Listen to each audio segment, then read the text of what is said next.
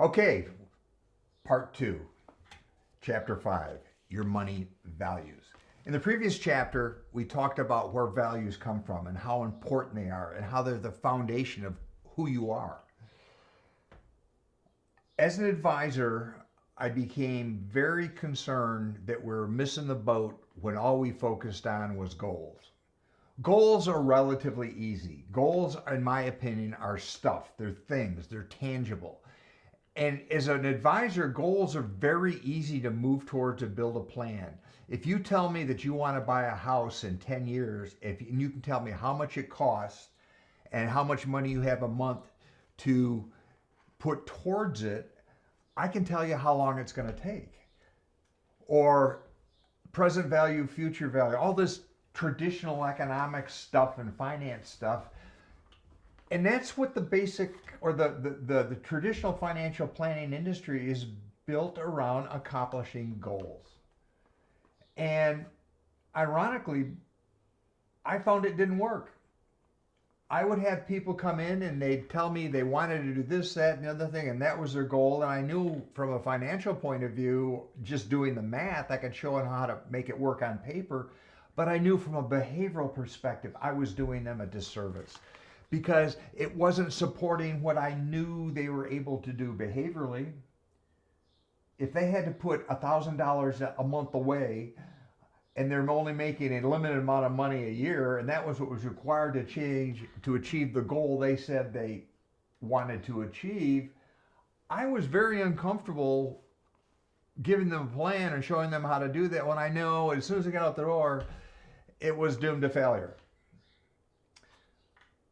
Unfortunately, from my opinion, as good as many of the professionals are in the financial planning industry, the traditional or conventional financial planning process generally begins with goal setting. And in my opinion, it should begin with values. So in chapter 5, there's a very, very important drill that I want you to do that helps you codify or identify what's important about money to you or your values. And why do I say what's important about money to you? You have to be able to answer that. And I'm not saying what's important about money to you, but what is I'm saying in the context of at the end of your life, and they're writing your obituary, if you were, you can be very proud that you did this. So for most people, it's not, I had a great car. It's, I took care of my family. I gave back. I had a worthwhile retirement. I was emotionally stable. I was comfortable. I was happy. So values and goals are very different. You need goals that are supported by your values. So value-driven goals are very different than market-driven goals. Does that make sense? So when we're talking about values, I ask again, what is important about money to you? And you may say, well, I need it because I need a place to live. But then I would ask, what's important about living in this neighborhood to you? And you come back and say, it's safe. What's important about safety to you? I want to make sure my children do not have to go through the anxiety and trauma I went through because I lived in a sketchy neighborhood. So what's as important to you that your children do not go through the same experience of you, so they have a better start, that they can go forward and do great things? The value is taking care of your family and children, not the house or the neighborhood. That's a fundamental difference, and I hope you understand. And it's kind of difficult to explain this process on paper. But here's an exercise you can do, and I put it in the chapter. I challenge you to sit down, and this is important to bring all the stakeholders around you that are part of your money journey. It's got to be you for sure, but if you got a partner, spouse, or whomever, you might want to bring them in. And if you've got other important people that are going to be impacted by how you spend your money, they should be part of the decision also. Now, I'm going to caution you right up front. They probably have different values than you do, and you may not discover this. I mean, I've sat down with hundreds of people and I've gone through this exercise. And when we started using this process in my financial planning firm, we were the only ones that were doing this. And it was, I would not go forward with anybody unless we finished the value discussion. And it was great fun watching the two people in front of me. I dealt with a lot of middle-aged married couples. And usually one of the two did not want to be there because they didn't like the financial planning process. They didn't like the traditional stereotype and what they thought was pressure sales and picking out products and stocks and all that stuff. But we started with a value discussion before we even got into any of the money stuff.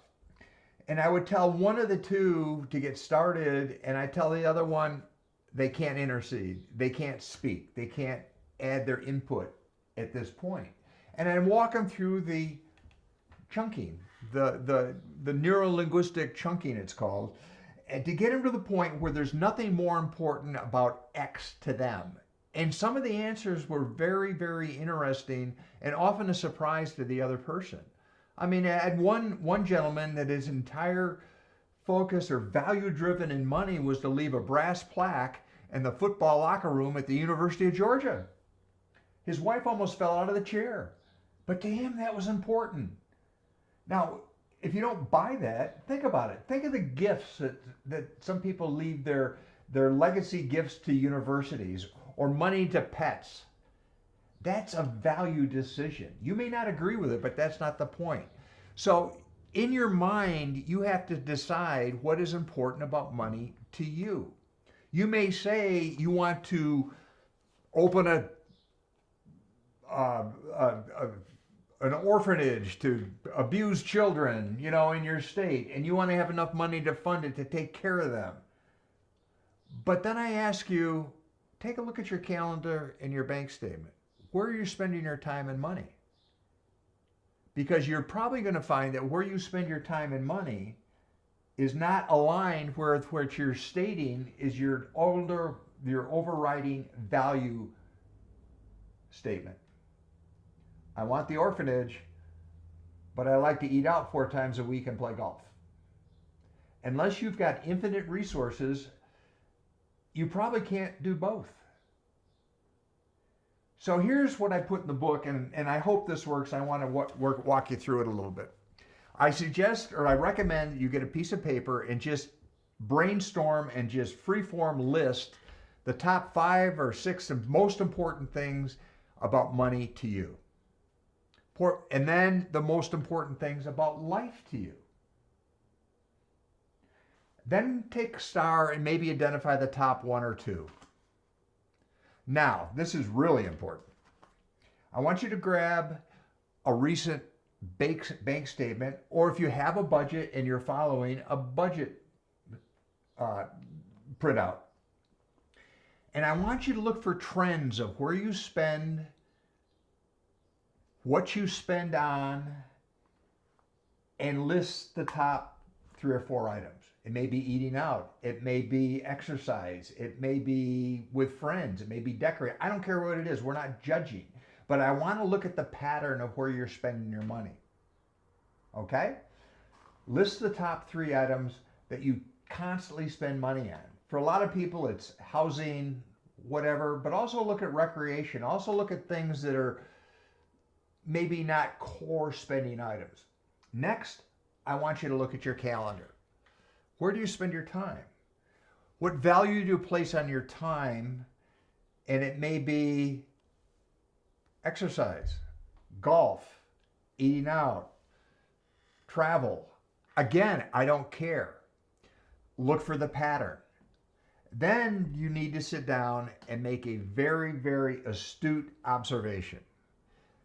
What is important about money to you?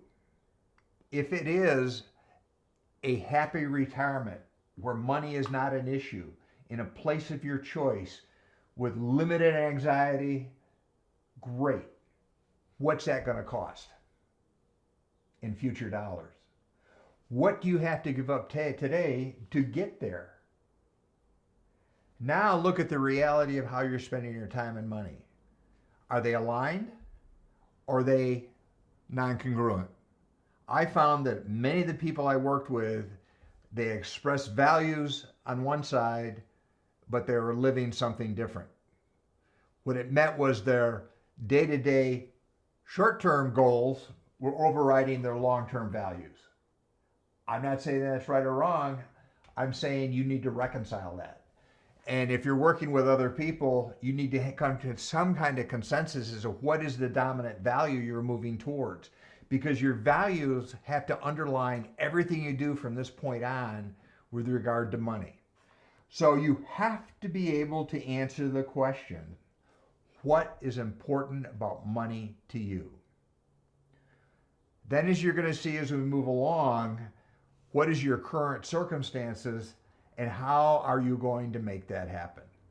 So you need from this point on to have a values driven approach to your spending and money.